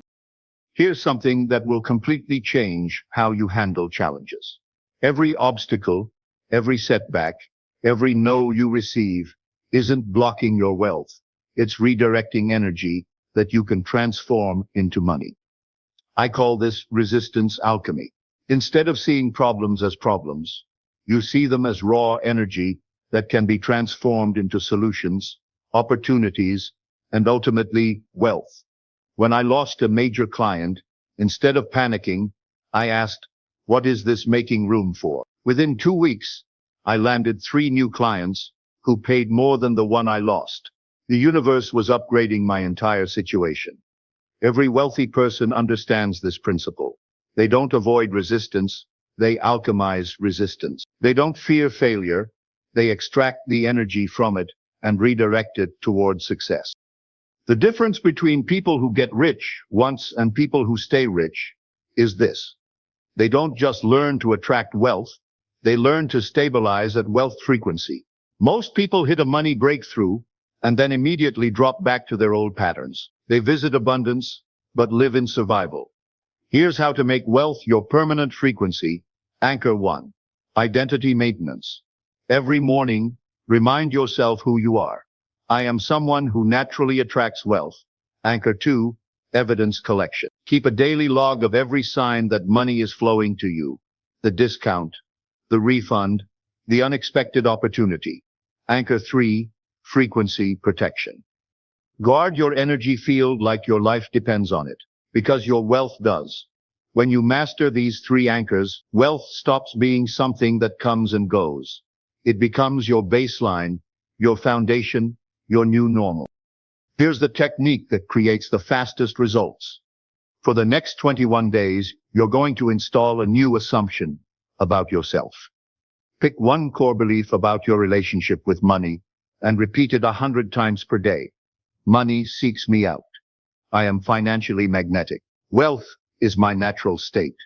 Not because you're trying to convince yourself, but because you're programming your subconscious operating system with new software. I challenge you to try this for just 7 days and watch what happens. Most people report noticeable shifts by day 3. When you master this, you're not just changing your own life. You're changing the entire energetic field around you. Your family starts thinking differently about money. Your friends start having breakthrough conversations. Your community begins to shift. You become a lighthouse of abundance, showing others what's possible when you align with wealth frequency instead of fighting against it. The greatest gift you can give the world is your own abundance. Not because money itself is spiritual, but because financial freedom allows you to express your highest purpose without constraint. Everything I've shared with you today comes down to this single moment. Right now, you get to choose. You can continue living from the frequency of scarcity, struggle, and lack. Or you can step into the frequency of abundance, ease, and magnetic attraction. The universe is waiting for your signal. Your subconscious is ready for new programming. Your energy field is prepared to shift. I remember the exact moment I made this choice. I was sitting in my car, stressed about bills, when I realized I had been choosing struggle every single day through my thoughts, feelings, and assumptions. I decided to choose differently, and everything changed. Money was never supposed to be hard. Abundance was never supposed to be earned through suffering. Wealth was always meant to flow to you naturally, magnetically, effortlessly. You are not separate from abundance. You are abundance expressing itself in human form. From this moment forward, you're no longer someone who chases money. You're someone who calls it in. You're no longer someone who struggles for wealth. You're someone who naturally magnetizes it. Welcome to your new frequency. Welcome to your magnetic reality. Welcome to the abundant life you were always meant to live. If something inside you just shifted, if you felt that familiar tingle of recognition, if part of you said, yes, this is what I've been missing, then this is your moment. Don't let this feeling fade. Subscribe right now to keep this frequency alive. Every video on this channel is designed to strengthen your wealth magnetism and keep you tuned to abundance. Drop a comment below and declare, I am a wealth magnet. Let the universe see your commitment. Let the algorithm amplify your intention. Let yourself hear your new identity spoken out loud. Your transformation begins the moment you claim it. The old version of you who struggled with money, that person no longer exists. The new you, the magnetic you, the abundant you, the wealthy you is stepping forward right now. This is your moment. This is your frequency. This is your new reality. Welcome home to wealth. Vibration plays a pivotal role in creating reality. Everything in the universe, from the smallest subatomic particles to colossal galaxies, adheres to the law of vibration. This law declares that everything in existence vibrates, moves, resonates. There's no exception, no idle moment. Even seemingly still objects are vibrating, but at frequencies that our senses fail to detect. Look around you. Every object, every living creature, including ourselves, is vibrating at distinct frequencies. Everything is essentially energy manifesting in different vibrational states. We, humans, are complex entities of vibrational energy. Our thoughts, emotions, physical state all influence the frequency at which we vibrate. Our brain, an intricate network of electrically charged neurons, serves as a tool for thinking. Remember, we think with our brain. The brain itself doesn't create thoughts. Each thought or emotion we generate sets up a vibration, influencing our overall vibrational state. Understanding the law of vibration isn't a mere intellectual pursuit. It has profound real-world implications, especially concerning health, relationships, and personal development. The vibrational frequency you operate at has a direct impact on what you attract into your life. Negative vibrations like fear, worry, or doubt can lead to a self-perpetuating cycle of negativity. Conversely, positive vibrations attract positivity, prosperity, and happiness. Let's consider personal development. Your vibrational state significantly influences your capacity for growth and self-realization. The higher and more positive your vibration, the greater your potential for development. It's like tuning a radio. You have to adjust your frequency to catch the broadcast you desire. Our emotions are also manifestations of our vibrational state. If you feel uneasy, you're likely vibrating at a lower frequency. If you feel joyful, your vibration is likely high. By recognizing this, you can consciously alter your vibrational state, turning a negative state into a positive one. Suppose you encounter someone who's in a negative state.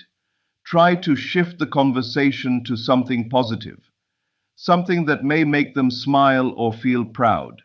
Give a sincere compliment. You'll witness their vibration shift towards positivity. And the beauty of this? You can apply the same technique to alter your own vibrational state when feeling low. There exists a space between any given situation and your response to it. In that infinitesimal space, you hold the power to determine your reaction. You can choose the vibration you want to resonate with. Our surroundings vibrate too, and we react to these external vibrations. A bustling cafe, a tranquil forest, each has a distinct vibration. If you find yourself in a place where the vibrations make you uncomfortable, it's advisable to leave. Seek out places that match your vibration and make you feel good. Practicing the law of vibration isn't just about understanding it. It's about consciously aligning your vibrations with your desires, especially in terms of personal development. Visualize your goals, focus your energy on them, and resonate with their achievement. You're essentially setting up a vibrational match that can attract those goals into your reality. Understanding and harmonizing with the law of vibration empowers you to actively participate in crafting your reality. As the author of your life, the plot hinges on the vibrations you choose to resonate with. By mastering your vibrational state, you're essentially directing the story towards a fulfilling and prosperous life. Remember, the universe is an orchestra and you're an instrumental part. So, what melody will you choose to play? At a foundational level, the law of vibration also encompasses the law of attraction. You see, you don't just attract what you want, but what you are. You draw towards you experiences and opportunities that resonate with your vibrational frequency. This understanding brings a profound sense of empowerment. It liberates you from feeling a mere victim of external circumstances, revealing that you can influence your reality by adjusting your vibrational state. Consider the elements of nature: a serene lake, the tall rustling trees, the melodious birdsong, the breathtaking sunset. Have you ever wondered why these sights and sounds bring such a deep sense of peace? It is because nature vibrates at a frequency that is harmonious and balanced. Spending time in such environments can recalibrate our own vibrations, bringing us closer to a state of equilibrium and contentment. And the beauty of this universal law is that it is ever active, ever responsive. Even as you sleep, your vibrational frequency is at work, attracting experiences and situations that mirror your dominant vibrations. With practice and mindfulness, you can leverage this law to attract health, wealth, and happiness. The key is to consciously elevate your vibrations to match the frequency of your desires. Learning to harness the law of vibration is akin to learning a new language, the language of energy and frequencies. With fluency comes the ability to express, to create, and to transform. You begin to see your emotions, your thoughts, your life, and even the universe not as a series of random events, but as a beautiful tapestry woven from innumerable strands of vibrating energy. To gain more control over your life, it's time to dive deep into understanding and applying the law of vibration. It is about embracing that we are more than mere physical beings. We are dynamic entities, continually vibrating and interacting with the energy around us. Through conscious effort, we can tune these vibrations to resonate with positivity, health, and prosperity. In essence, mastery over your vibrational frequency means mastery over your life. As you attune yourself to higher and more positive frequencies, you'll notice your life transforming. This transformation isn't merely about personal gain, but also about contributing to a more harmonious, prosperous world. So, embark on this journey of understanding the law of vibration. Learn, grow, and vibrate higher. Remember, each vibration, each thought, each action sends ripples into the universe. Make yours count. Let them resonate with love, joy, and abundance. Because you are not just a drop in the ocean, you are the entire ocean in a drop. Thoughts are the seeds of reality. Every idea, belief, or mental picture you hold is a blueprint for what you experience in your world. The unseen realm of imagination is where creation begins. By focusing your thoughts on a specific desire, you set the wheels of manifestation in motion. Consistent, clear mental imagery shapes the path for your experiences. The mind acts as a projector, casting internal images onto the screen of your life. When you dwell on a thought with intensity and repetition, it gains momentum. Your inner dialogue reflects and reinforces these patterns. Guarding your thoughts is essential because they carry the creative power that shapes your circumstances. Desire is the starting point of all manifestation. When you yearn for something deeply, it creates an energetic resonance. This resonance attracts conditions and opportunities aligned with your desire. Your task is to nurture this feeling without resistance or doubt, allowing it to grow into reality. Imagination is a powerful creative tool. When you vividly imagine your desire is fulfilled, you send a signal to the universe. And by embodying the feeling of having it already, you align yourself with its frequency. This alignment draws your desire closer, transforming the unseen into the seen. Faith bridges the gap between thought and reality. It's the unwavering belief that what you imagine is already yours. Doubts and fears disrupt this bridge, slowing the manifestation process. Cultivate faith through repetition and focus, reinforcing the conviction that your desires are inevitable. Your subconscious mind is the fertile soil where thoughts grow. It doesn't distinguish between reality and imagination. It simply responds to your dominant thoughts. By impressing positive, clear intentions upon your subconscious, you shape the conditions of your life. Feeling is the key to manifestation. The emotional state you embody determines what you attract. If you feel joy, gratitude, and fulfillment, your external reality mirrors these emotions. Conversely, negative feelings block the flow of positive experiences. Mastering your emotions is crucial. Consistency in thought creates lasting change. Random or fleeting ideas lack the power to manifest. It's the persistent focus on a specific outcome that channels energy into creation. By revisiting your desire daily, you strengthen its presence in your mind and reality. The present moment is where creation occurs. When you think and feel as though your desire is already fulfilled, you draw it into the now. Avoid living in the future or dwelling on the past.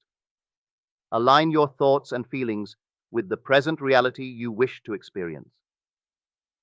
Visualization is a practical method to manifest desires. Close your eyes and see yourself living your dream. Include vivid details, engaging all your senses. The more real it feels in your imagination, the stronger the signal you send to the universe. Gratitude amplifies manifestation. By appreciating what you already have, you create a vibration of abundance. This vibration attracts more reasons to feel grateful. Begin each day with a thankful heart, focusing on the blessings in your life as if your desires are already fulfilled. Thoughts backed by conviction shape destiny. It's not enough to wish for something, you must believe it is possible. This belief transforms abstract thoughts into tangible outcomes. Replace doubt with certainty, and watch how life aligns with your intentions. The law of assumption teaches that what you assume to be true becomes your reality. Assume the feeling of the wish fulfilled and act as though it's already yours. Your outer world conforms to your inner assumptions, molding itself to your beliefs. Resistance delays manifestation. Doubts, fears, and negative thoughts create blocks that hinder your desires. Let go of these resistances by focusing on what you want, not on what you fear. Trust the process, knowing that the universe works in perfect harmony. The power of repetition cannot be overstated. Repeating affirmations, visualizations, and positive thoughts ingrains them into your subconscious. This repetition strengthens the belief in your desire, making it a dominant force in your mind and life. Inspired action is a natural outcome of focused thought. When your mind aligns with a desire, opportunities and ideas flow to you. Act on these impulses without hesitation, as they are the universe guiding you toward your goal. Detachment accelerates manifestation. Holding on to a desire with desperation creates a sense of lack. Instead, release your attachment to the outcome. Trust that it's on its way, allowing the universe to deliver it in the best possible manner. The power of words shapes your reality. Speak as though your desires are already fulfilled. Avoid language that contradicts your goals. Surround yourself with supportive influences. Your environment, relationships, and habits affect your vibration. Engage with people and activities that uplift and inspire you. A positive environment amplifies your ability to manifest. Self-concept determines what you attract. If you see yourself as worthy and capable, you'll manifest experiences that reflect this belief. Work on improving your self-image, aligning it with the version of yourself who already has your desire. Trust the timing of the universe. Impatience creates resistance, blocking the flow of manifestation. Everything unfolds in divine timing. Stay focused on your goal, knowing that it's arriving at the perfect moment. Meditation strengthens your creative power. By quieting the mind, you access deeper levels of awareness. In this stillness, you can plant seeds of intention more effectively. Meditation also helps you align with the vibration of your desire. Focus on the end result, not the process. Your job is to imagine the fulfillment of your desire, not to worry about how it will happen. The universe orchestrates the details in ways beyond your comprehension. Trust the process and stay aligned with your vision. Live as though your desire is already yours and act in ways that reflect this reality. Remember that you are the creator of your life. Every thought, belief, and emotion you hold contributes to your experience. Embrace your creative power with confidence and intention. By mastering your inner world, you master the art of manifestation. Manifestation requires balance between effort and surrender. While it's crucial to focus your thoughts and take inspired action, it's equally important to release control over the exact outcome. Trust that the universe knows the best way to deliver your desire and remain open to unexpected paths that align with your goal. The energy of joy magnetizes your desires.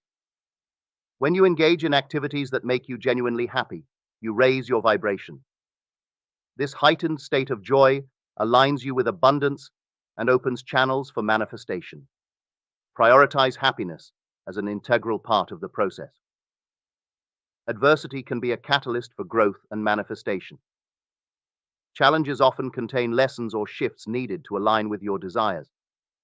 Instead of resisting hardship, view it as an opportunity to refine your focus and strengthen your faith in the creative process. Celebrate your progress no matter how small. Every step toward your desire deserves recognition and gratitude. Acknowledging progress reinforces the belief that you are on the right path and keeps you motivated to continue creating your ideal reality. And that's it for the day. Thank you for watching. Please feel free to share your thoughts and insights in the comment section. If you enjoyed this video, please hit the like button and subscribe to the channel if you haven't done it already. Have an amazing day, and I'll see you in the next video. If you expect to achieve your goals, if you expect to reach your potential, if you expect to have your dreams come true, what I'm about to explain to you is mission critical. You must become a master at visualization. For those of you that are like, what the heck is she talking about?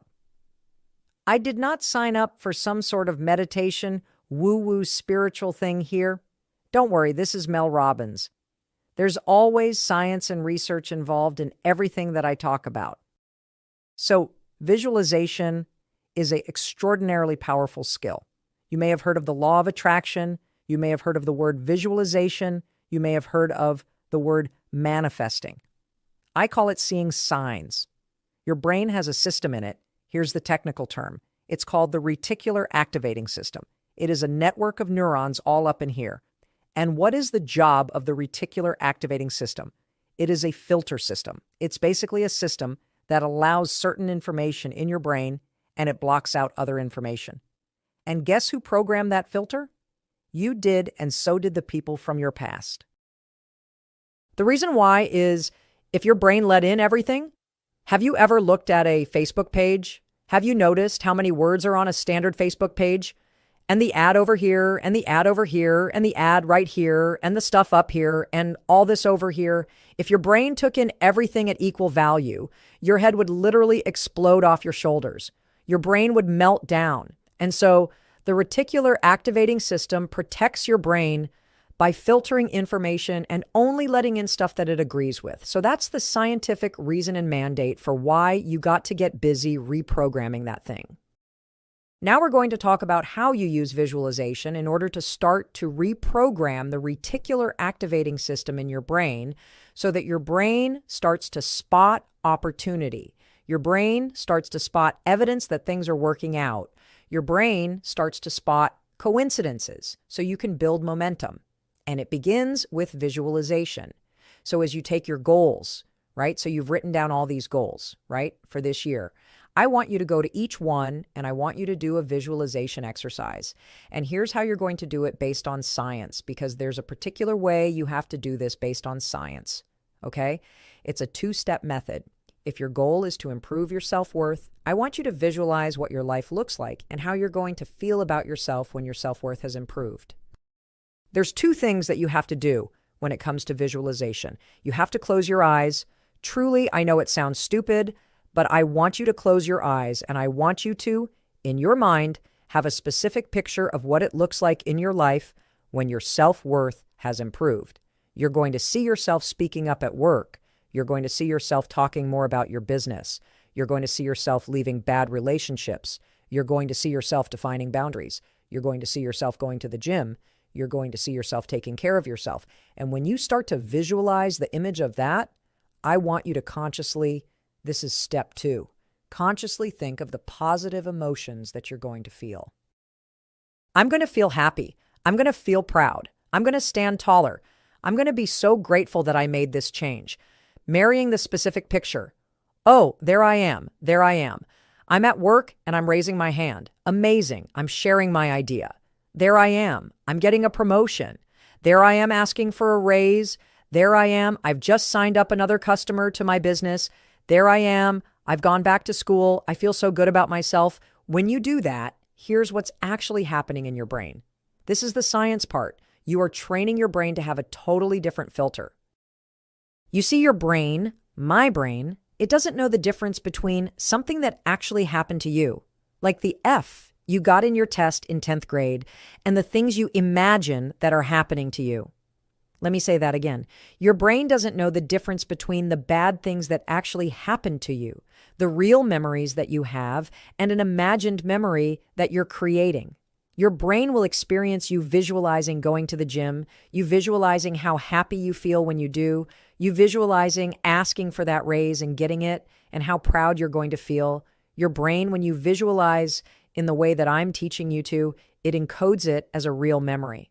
That's important because when you encode it as a real memory, it changes the filter system, that reticular activating system.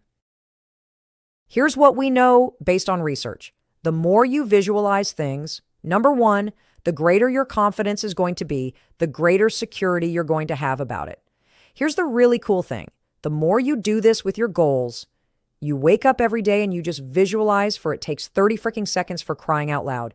You visualize having a great day at school. You visualize curing your panic and how proud you're going to be. What studies suggest and have proven is that simply visualizing yourself doing things actually develops the skill and helps you improve the skills just as if you were actually doing it. There's proof based on research that visualization helps you build skills. Finally, the other thing that's really important about this is that the more that you do this, what we know based on research is that the reason why you start to believe what you think is because you are reprogramming your brain. You are changing the network of neurons that act as a filter. The more that you actually believe in yourself and you start thinking and visualizing yourself speaking up, the more confident you're going to become, the more skills that you're building, and you're actually going to do it. And then instead of looking for all the reasons when you're sitting in a meeting to not speak up, you're going to just speak up because you're going to have changed the filter. You're going to look for opportunities. This is how it works. This is why this is so incredibly important. And so day one, I want you to go through all the goals that you set, and I want you every single day throughout the next 30 days, you are going to spend 30 seconds. Your dreams deserve 30 seconds, don't you think? You're going to close your eyes and you're going to visualize what does it look like in your life when you have achieved your monetary goals this year? How does it feel to go to the bank and see that balance? How does it feel to be able to write that check and take your kids to Disney World on money that you made? How does it feel to be able to rent your own place or put down a down payment for the house you've always dreamt of? How does it feel to be able to have saved enough money so you can quit the job that you hate and launch the business because you have achieved your goals? It feels darn good. That's how it feels. And I want you to just savor that, because what you're doing when you visualize is you're reprogramming your reticular activating system, that system of neurons, that network that acts like a filter in your brain so that it's spotting opportunity, so that it is helping you see evidence that you are confident, that you are capable, that you can do this instead of all the garbage you think right now.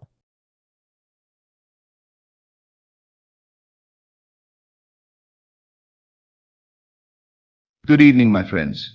Tonight I'm going to reveal to you something so profound, so revolutionary, that once you truly grasp it, you will never look at manifestation the same way again. Tonight you will learn that time is a liar.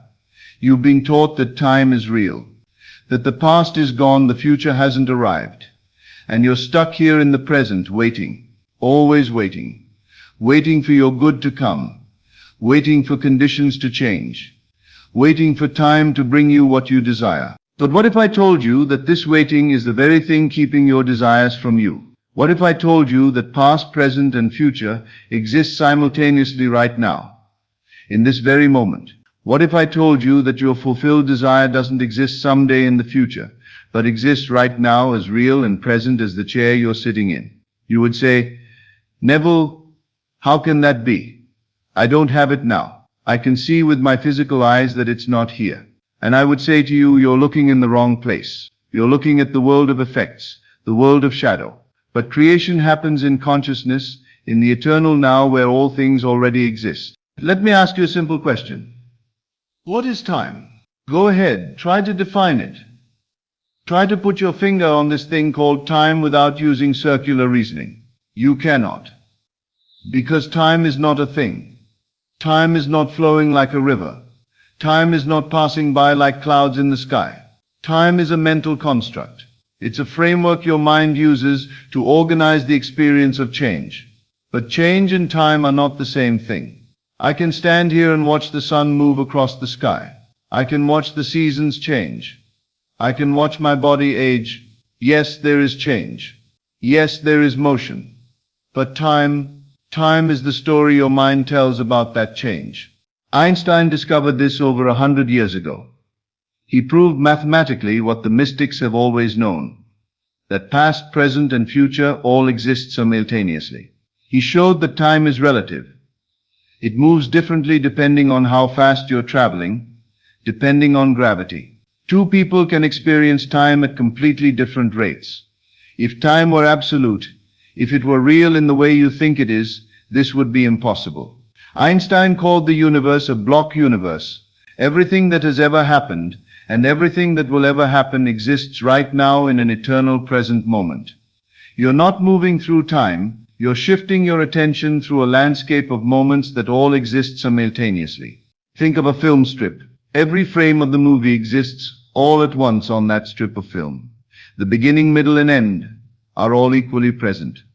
But when you watch the movie, you experience it frame by frame, creating the illusion that time is passing. That's what your life is. All moments of your existence exist right now. Your childhood exists now. Your old age exists now. The moment of your desire fulfilled exists now. You're not traveling toward that moment. You're selecting it by the state of consciousness you occupy. Now you might protest. But Neville, I experience time. I remember yesterday, I anticipate tomorrow. How can you tell me this isn't real? I'm not telling you your experience isn't real. I'm telling you that what you think is causing that experience is an illusion. Can you experience the past? No. You can only remember it. And that memory exists in this present moment. Can you experience the future? No. You can only imagine it. And that imagination exists in this present moment. Everything you have ever experienced has been experienced as now. The past was now when you lived it. The future will be now when you experience it. You have never, not once, experienced anything outside of this eternal present moment. The past is a memory happening now. The future is an imagination happening now. Only now is real. You see, when you understand this, when you truly grasp that there is only now, something remarkable happens to your understanding of manifestation. Most people think manifestation works like this. I am here in the present lacking what I want. I must do certain things, think certain thoughts, visualize, affirm, and eventually, if I do it long enough, time will bring me my desire in the future. This is completely backward. Your desire doesn't exist in the future, waiting to be created. It exists right now. Not in some mystical, abstract way. It exists as an actual state of consciousness available to you in this eternal present moment. In quantum physics, they've discovered something extraordinary. At the fundamental level of reality, there is no time variable in the equations that describe the universe. The universe, in its deepest nature, is timeless. All possibilities exist simultaneously in what they call superposition. What you experience as time is simply your consciousness collapsing different possibilities into your experience, sequentially. But here's what they won't tell you in the physics textbooks. You choose which possibilities collapse into your experience. You choose by the state of consciousness you occupy. This is why I've always taught you to live in the end. Not because living in the end creates a future reality, but because the end already exists now. And living in it tunes your consciousness to that reality. There is a version of reality where you have your desire. That's not a pretty metaphor. That's not wishful thinking. That is an actual state of consciousness existing in the eternal now. There is also a version where you don't have it. Another where you're struggling. Another where you're abundantly blessed. All these versions exist simultaneously. Right now. Not somewhere else. Not in the future. Here. Now. Which one you experience depends entirely on which one your consciousness is tuned to. And what tunes your consciousness? Your state, your assumptions, your feeling of being. If you think and feel as someone who lacks, you tune to the reality where lack is true. Not because you're creating that reality, it already exists. but because that's the frame your consciousness is selecting from all possible frames. But if you shift your state, if you begin to think and feel as the person who already has your desire, you tune to a different reality, one that exists just as surely, just as presently, as the one you're leaving behind. Now let me show you the greatest obstacle to manifestation. And it's so subtle that most people never recognize it. It's what I call psychological time. Psychological time is when you live between 2 points. The memory of what was and the anticipation of what will be. You're never here. You're always somewhere else in your mind. You think about your desire and immediately your mind does this. It references your past as evidence that you can't have it. Then it projects into the future hoping someday conditions will change. This is living in time. And living in time is living in limitation. Listen carefully. Every moment you spend in psychological time, you are not in the creative now. You are in the world of effects, the world of shadows, the world where nothing new can be created. Creation happens only in the now, not the now that will come tomorrow, not the now that existed yesterday, the eternal now that is always present. When you worry about how long it will take, you're living in time. When you wonder why it hasn't happened yet, you're living in time. When you think maybe next week, maybe next month, you're living in time. And all of that is keeping you locked in the very reality you're trying to leave. Here's what you must understand. The moment you ask when, you've already placed your desire in time. You've made it subject to time. You've given time power over it. But your desire is not in time. It exists in consciousness. And consciousness is timeless. I had a man come to me once who said, "Neville, I've been affirming and visualizing for 6 months. How much longer do I have to wait?" I said, "You'll wait forever if you keep asking that question."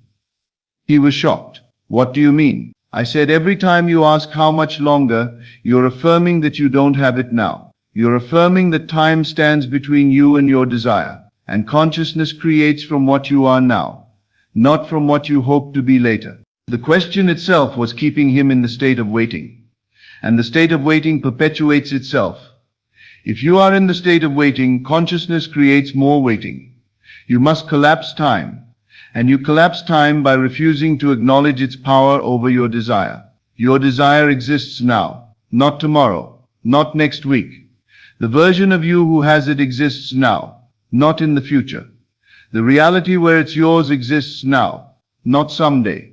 When you truly grasp this, when you truly live from this understanding, time ceases to be an obstacle. It ceases to exist as something you must overcome. The greatest mistake you can make in manifestation is to wait. When you wait for your desire, you're operating from the illusion of time. You're saying it will come in the future, but there is no future. There is only now. Your desire exists now. The version of you who has it exists now. The reality where it's yours exists now. You're not waiting for it to arrive. You're waiting to shift your consciousness to where it already is. Stop asking when will it come. That question assumes time is real, that you must travel through it to reach your desire. Instead, ask what state of consciousness experiences the reality where I already have this. Then become that state. Not tomorrow, not after you've prepared yourself. Now. Because now is all there is, where all creation takes place. Now is the only moment you can ever occupy. Let me make this practical for you. Right now, in this eternal present moment, decide who you are. Not who you were, not who you will be. Who you are. Are you the person who has your desire or the person who doesn't? Choose. Right now. Don't reference your past. That's just a memory you're experiencing now.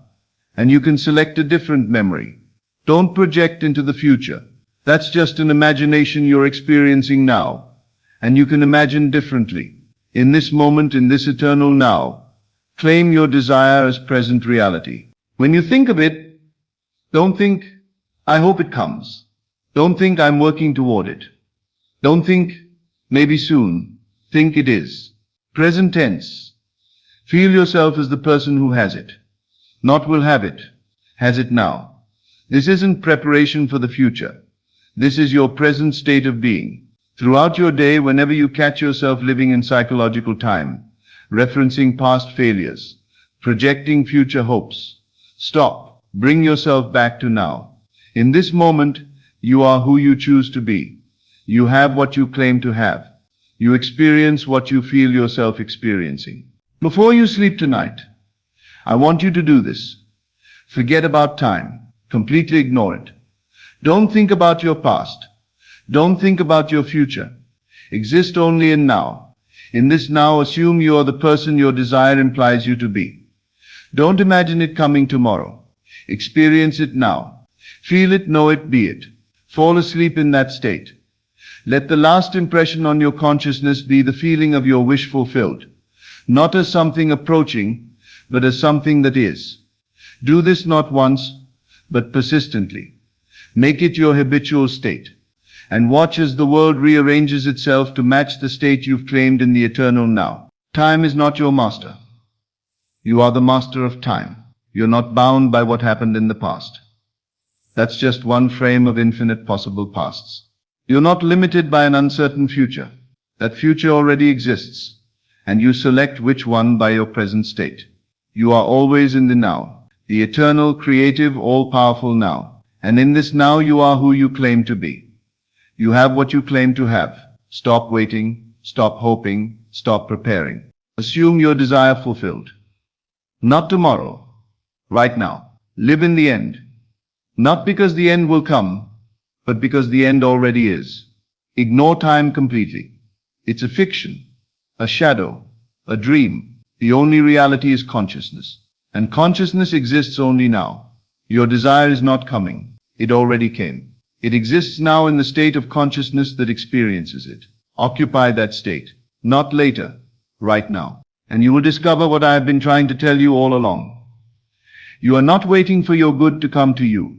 You are selecting which good already present you will experience.